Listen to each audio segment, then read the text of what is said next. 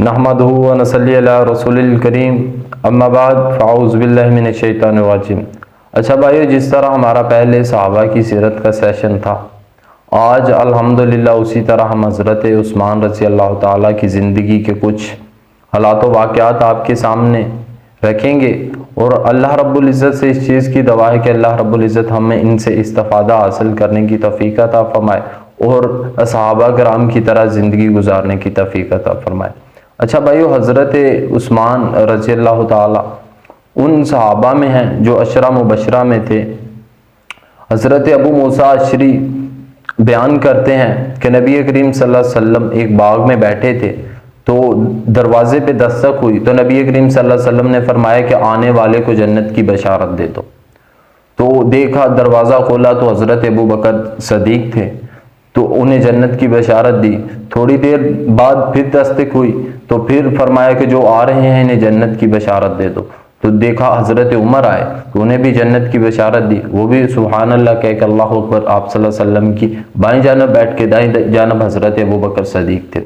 اب حضرت ابو موسیٰ اشعری بیان کرتے ہیں کہ دروازے پہ پھر دستک ہوئی، تو پھر آپ صلی اللہ علیہ وسلم نے فرمایا کہ جو آ رہا ہے اسے جنت کی بشارت بھی دے دو اور ساتھ میں اسے فتنوں سے آگاہ بھی کر دو کہ مشکلات اس کی زندگی میں آئیں گی۔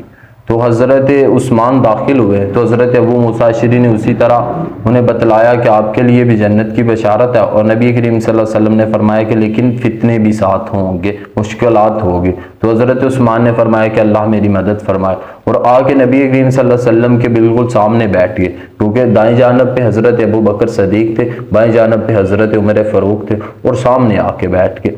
اسی طرح حضرت ابو بکر صدیق کے بہت ہی اچھے دوست تھے، یعنی کہ بیسٹ فرینڈ تھے، اور اسلام بھی انہوں نے حضرت ابو بکر کی دعوت سے ہی قبول کیا تھا۔ ایک دن بیٹھے بیٹھے گفتگو کر رہے تھے حضرت ابو بکر صدیق، اور حضرت عثمان ان سے پوچھ رہے تھے کہ جو آپ کا نیا دین ہے، جو آپ کے نبی نے دین دیا ہے، وہ کیا چیز ہے؟ وہ بتا رہے تھے، ابھی گفتگو کر رہے تھے کہ تھوڑی دیر میں حضرت ابو بکر صدیق نے فرمایا کہ چلے آئے نبی کریم صلی اللہ علیہ وسلم کی بارگاہ میں چلے جاتے ہیں، ان سے تھوڑی گفتگو کر لیتے ہیں۔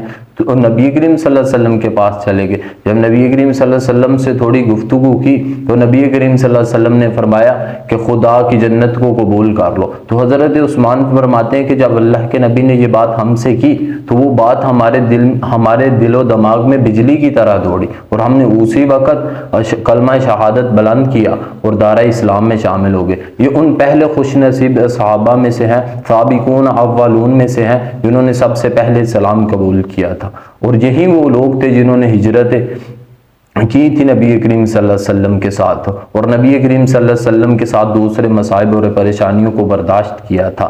اب یہ کہ ہجرت کی تھی تو کب تھی کہ اہل مکہ نبی کریم صلی اللہ علیہ وسلم کو اور مسلمانوں کو سکون کی نیند رہنے دیتے، تو اس آسنا میں سب سے پہلے بدر کا معرکہ آیا۔ اب بدر کے معرکے سے پہلے عداوت اتنی تھی ابو لہب کو، ابو لہب کے ایک بیٹے تھے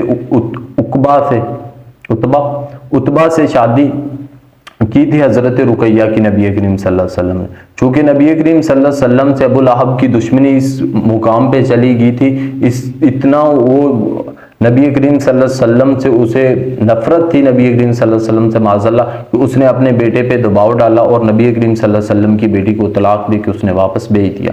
وہ پھر حضرت عثمان کے ساتھ ان کی شادی ہوئی۔ یہ پہلا جوڑا تھا جس نے اسلام کے لیے ہجرت کی تھی۔ تو پھر یہ چلے گی، اس کے بعد جب مارکہ بدر آیا تو حضرت رقیہ کی طبیعت کچھ ناساز تھی، تو نبی کریم صلی اللہ علیہ وسلم نے فرمایا کہ اے عثمان تم انہی کے ساتھ رہو اور ان کی دیکھ بھال کرو۔ تو پھر بدر سے واپس جب آئے نبی کریم صلی اللہ علیہ وسلم، لیکن حضرت رقیہ انتقال فرما چکی تھی، لیکن نبی کریم صلی اللہ علیہ وسلم نے انہیں اصحاب بدر میں شامل کیا۔ اچھا، اس کے بعد غزوہ تبوک آیا تو نبی کریم صلی اللہ علیہ وسلم نے اعلان فرمایا کہ سب لوگ فوجی دستے لے کے جانے تھے، تو نبی کریم صلی اللہ علیہ وسلم نے جہاد کے لیے جو سامان چاہیے تھا اور جو دوسری چیزیں چاہیے تھی اس کے لیے اعلان فرمایا۔ تو 1000 جو تھے گھوڑے سوار چاہیے تھے، اور گھوڑے سواروں کا سامان چاہیے تھا، گھوڑے بھی چاہیے تھے اور ان کا سامان بھی چاہیے تھا۔ تو نبی کریم صلی اللہ علیہ وسلم نے صحابہ کو جمع کیا اور اعلان کیا کہ کون مدد کرے گا۔ تو نبی کریم صلی اللہ علیہ وسلم نے جب مجمع اعلان کیا مجمع میں تو کوئی بھی کھڑا نہ ہوا، تو حضرت عثمان نے کہا کہ یا رسول اللہ 200 آدمیوں کا خرچہ میں اٹھاؤں گا، 200 آدمیوں کا خرچہ میں اٹھاؤں گا، 200 آدمیوں کا۔ اس کے بعد نبی کریم صلی اللہ علیہ وسلم نے دوبارہ پھر اعلان کیا تو پھر فرمایا کہ 200 اور، نبی کریم صلی اللہ علیہ وسلم 200 اور لوگوں کا میں خرچہ اٹھاؤں گا۔ تو ابھی حضرت عثمان بیان کرتے ہیں کہ جب نبی کریم صلی اللہ علیہ وسلم نے تیسری دفعہ اعلان کیا نا تو پھر میں نے اپنا گریبان پکڑ لیا، میں نے کہا کہ عثمان تیری موجودگی میں نبی کریم صلی اللہ علیہ وسلم کو بار بار اعلان کرنا پڑ رہا ہے، تو موجود ہے، تیری وجہ تیرے یہاں پہ موجود ہونے کا فائدہ کیا کہ نبی کریم صلی اللہ علیہ وسلم دوبارہ لوگوں سے کہہ رہے ہیں کہ امداد کرو۔ تو پھر انہوں نے فرمایا کہ یا رسول اللہ 1000 گھوڑے سوار کا سامان میں دوں گا آپ کو۔ تو اسی طرح انہوں نے پھر نبی کریم صلی اللہ علیہ وسلم کی بارگاہ میں 1000 دینار جو ان سے تھے وہ پیش کیے تھے، تو وہ نبی کریم صلی اللہ علیہ وسلم نے اس پہ بھی حضرت عثمان کو جنت کی بشارت دے دی تھی۔ اور نبی کریم حضرت عثمان فرماتے ہیں کہ جب نبی کریم صلی اللہ علیہ وسلم کو 1000 دینار دیے تو نبی کریم صلی اللہ علیہ وسلم اپنے ہاتھ میں الٹ پلٹ رہے تھے اور فرما رہے تھے کہ عثمان آج کے بعد تو کوئی بھی عمل نہ کرے تو جنتی ہے۔ پھر اسی طرح ہوا کہ ایک دفعہ نبی کریم صلی اللہ علیہ وسلم نے مسجد نبوی کو وسیع کرنے کے لیے نبی کریم صلی اللہ علیہ وسلم نے فرمایا کہ کون ہے جو مسجد نبوی کی جگہ خرید کے دے گا، اسے جنت کی بشارت دی۔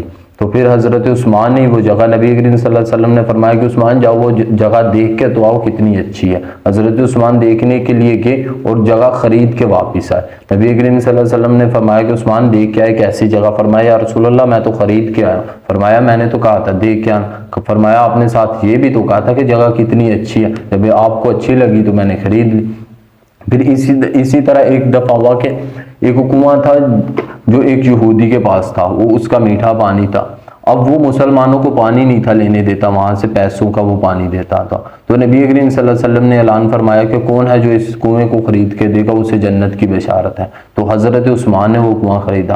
بتاتے ہیں کہ حضرت عثمان وہ کنواں خریدنے کے لیے گئے، اس یہودی کے پاس گئے تو اس یہودی نے کہا کہ بھائی کنواں میں مکمل نہیں بیچوں گا، اس طرح بیچوں گا کہ ایک دن پانی آپ لے لینا، ایک دن پانی میں لے لوں گا۔ تو حضرت عثمان نے کہا کہ اس کی قیمت کتنی؟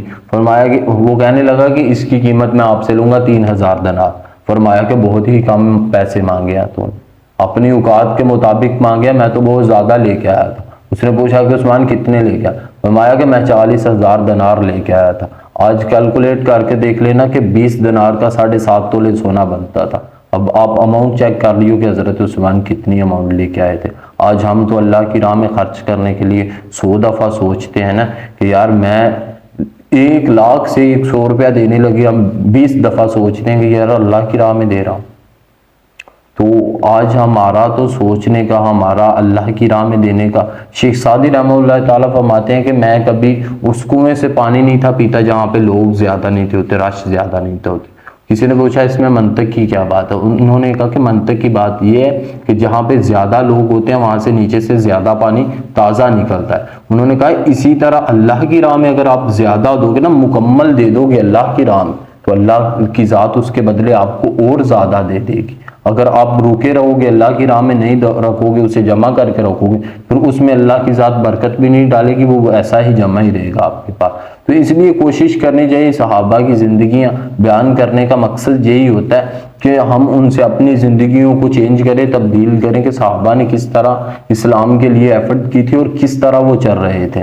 تو اس طرح حضرت عثمان سخی بہت تھے۔ اللہ کے نبی ایک دفعہ جو چیز کہہ دیتے تھے وہ اسی وقت کوشش کرتے تھے کہ وہ چیز اسی ٹائم جلد از جلد خرید کے بارگاہ رسالت میں پیش کر دی جائے۔ تو اسی طرح انہوں نے زندگی گزاری۔ پھر وقت آیا کہ نبی کریم صلی اللہ علیہ وسلم اس دنیا سے چلے گئے۔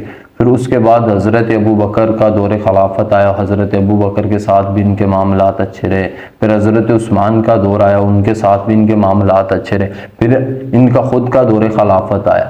اب ان کا دور خلافت جب تھا آیا نا، تو پھر ان کے دور خلافت میں کچھ آخری سالوں میں معاملات تھوڑے ڈسٹرب بھی رہے تھے، خیر انہیں ہم ڈسکس بھی نہیں کریں گے، لیکن 1-2 واقعات ان کی خلافت کے دور کا آپ کو بتا دیتے ہیں کہ جب بھی مدینہ سے مکہ جاتے حاجیاں عمرے کی نیت سے، تو اب وہاں پہ جو لوگ مینا میں ہوتے تھے نا، تو اعلان کرواتے تھے کہ اب کسی نے کھانا خرید کے نہیں کھانا، عثمان کا لنگر خانہ لگے گا، یہاں سے لوگ بالکل مفت میں کھانا کھائیں گے۔ بالکل فری میں کھانا کھائیں گے۔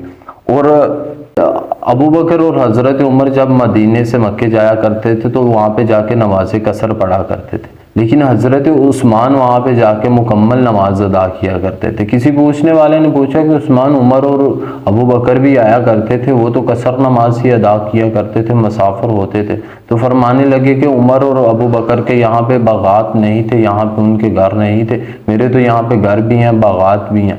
تو اس طرح کے امیر بھی تھے، اس طرح کی دولت بھی تھی ان کے پاس، اور عاجزی کس درجے کی تھی۔ اسی طرح کسی معاملے پہ نا غلام نے کوئی غلطی کر دی تو غلطی بھی تھی غلام کی، تو اس بات پہ انہوں نے انہیں ایک تھپڑ رسید کر دی۔ اب تھپڑ تو جب حضرت عثمان نے انہیں مار لیا تو اب وہ سوچ رہے ہیں کہ میں نے تھپڑ مار دیا، تو اسی بات پہ پریشان ہو رہے ہیں کہ میں نے تھپڑ مار دیا۔ ایک دن گزرا، 2 دن گزرا، تو اب وہ کہہ رہے تھے کہ کب یہ وقت آئے کہ وہ غلام مجھ سے اس کی ملاقات ہو تو میں اس سے معافی طلب کروں۔ اب اتنا دولت اور مال ہونے کے باوجود، اور ایک امیر المومنین حکومت چلا رہے تھے، لیکن اپنی غلطی سمجھ رہے تھے کہ میں نے اسے تھپڑ کیوں مارا، تو میں اس سے معذرت کرتا ہوں۔ آج ہمارے مزاج تو ایسے نہیں کہ ہم کسی سے معذرت کریں، ہم تو کہتے ہیں کہ نہیں جناب ہم نے کہہ دی بات تو ٹھیک ہے، ہم سے ہو گئی تو ٹھیک ہے، غلط بھی ہو گئی تو کیا مسئلہ، ہم نے کر دی بس ختم۔ تو لیکن حضرت عثمان نے اب 2-4 دن بعد جب دوبارہ اس سے ملاقات ہوئی تو اسے بلایا اپنے پاس اور اسے کہا کہ لو مجھے ضرب لگاؤ، میری پیٹھ پہ ضرب چاہو تو لگاؤ، چاہو تو میرے چہرے پہ تماچا مار دو۔ تو وہ غلام تھا، اس نے کہا کہ یا امیر المومنین، آپ امام ہیں مومنوں کی، یہ کس طرح ہو سکتا ہے کہ میں آپ کو تھپڑ ماروں یا آپ کی کمر پہ ضرب ماروں؟ تو انہوں نے کہا کہ تو نہیں چاہتا کہ عثمان سوئے، میں آج کتنی راتوں سے سویا ہی نہیں، یہ بات میں روز سوچتا ہوں کہ میں نے اسے تھپڑ مار دیا تھا۔ وہ پھر اس غلام نے حضرت عثمان کی اصرار کرنے پر ایک ضرب لگائی ذرا سی، اور اس پر پھر معاملہ رفع دفع ہو گیا۔ اس طرح کی انہوں نے زندگی گزاری تھی۔ تو اسی طرح ان کا شان و مقام اللہ رب العزت نے قرآن میں بھی بیان کیا ہے۔ ان کا اگر آج بھی کوئی سورہ فتح پڑھے گا تو اس میں آیت نمبر 18 ہے کہ یقیناً اللہ تعالیٰ مومنوں سے خوش ہو گیا جب وہ درخت تلے تجھ سے بیعت کر رہے تھے۔ یہ بیعت کس کے لیے ہو رہی تھی؟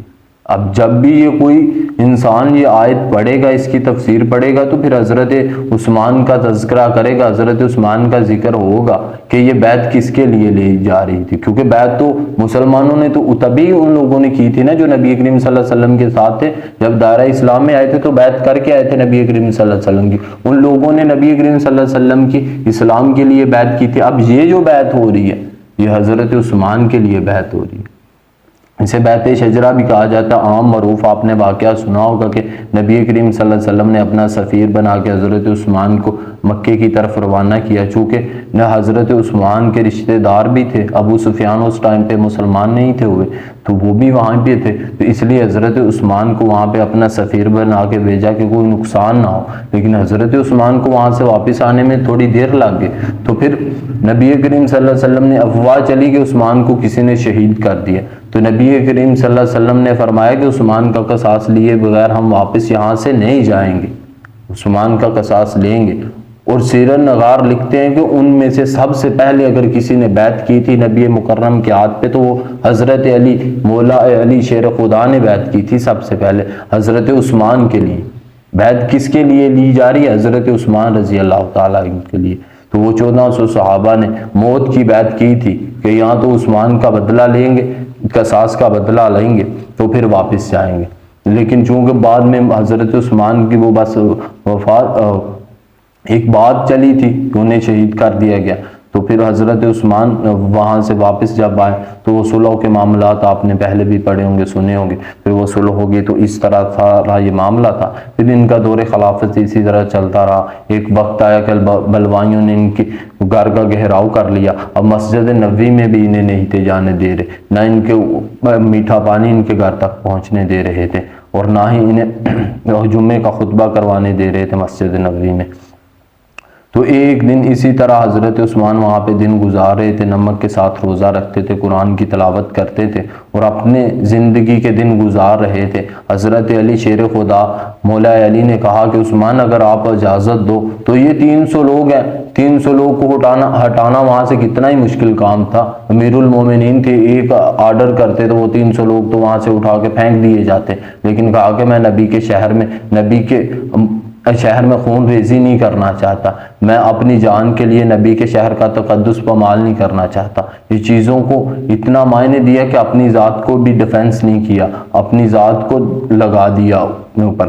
ایک دن اسی طرح اپنے گھر کی چھت پہ چڑھے, اور جب جن لوگوں نے محاصرہ کیا ہوا تھا ان سے خطاب کیا, مسلم اور ترمذی میں بھی آپ کو یہ مل جائے گا.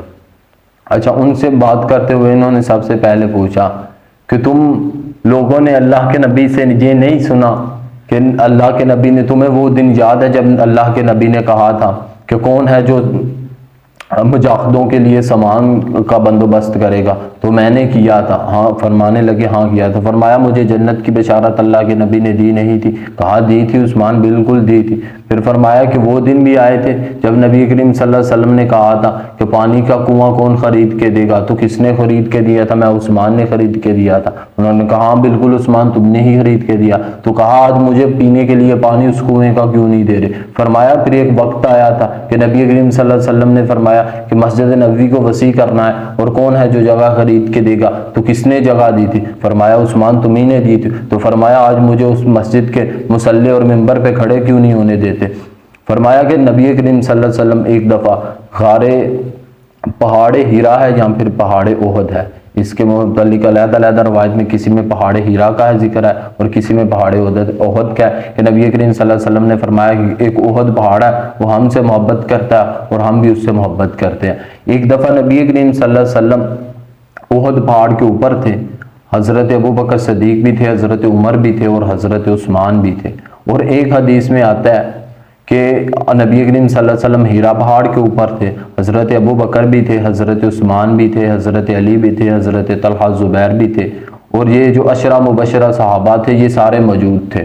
تو وہ جنبش میں آیا پہاڑ خوشی سے کہ میرے اوپر آج نبی بھی ہیں, صدیق بھی ہیں اور شہداء بھی ہیں. تو پھر فرمایا کہ نبی صلی اللہ علیہ وسلم نے ایڑی مار کر کہا نہیں تھا اس پہاڑ سے کہ اب پہاڑ آج تیرے اوپر انبیاء کرام بھی ہیں, صدیقین بھی ہیں اور شہداء بھی ہیں. تو فرمانے لگے کہ ہاں نبی کریم صلی اللہ علیہ وسلم نے فرمایا تھا کہ شہداء بھی ہیں. تو فرمایا کہ فزت برب الکعبہ, رب کعبہ کی قسم میں کامیاب ہو گیا. میں بس یہی سننا چاہتا تھا تمہاری زبان سے کہ اللہ کے نبی نے مجھے شہید قرار دیا ہے. تو پھر اسی طرح وہ بلوائی آئے, محمد بن ابی بکر سب سے پہلے داخل ہوئے تھے. انہوں نے آ کے حضرت عثمان کی داڑھی کو پکڑا. تو حضرت عثمان نے فرمایا کہ آج تیرا بابا زندہ ہوتا تو وہ میری داڑھی پکڑتا تو وہ تجھے بتاتا کہ میں نے اسلام کے لیے کیا کچھ کیا ہے. تو پھر وہ داڑھی چھوڑ کے چلے گئے. دوسرے لوگ آئے تو انہوں نے پھر حضرت عثمان رضی اللہ تعالیٰ عنہ کو شہید کر دیا. تو پھر اسی طرح بس ان کی زندگی کا باب جو تھا وہ مکمل ہو گیا. اللہ رب العزت ہمیں سننے, سنانے اور عمل کرنے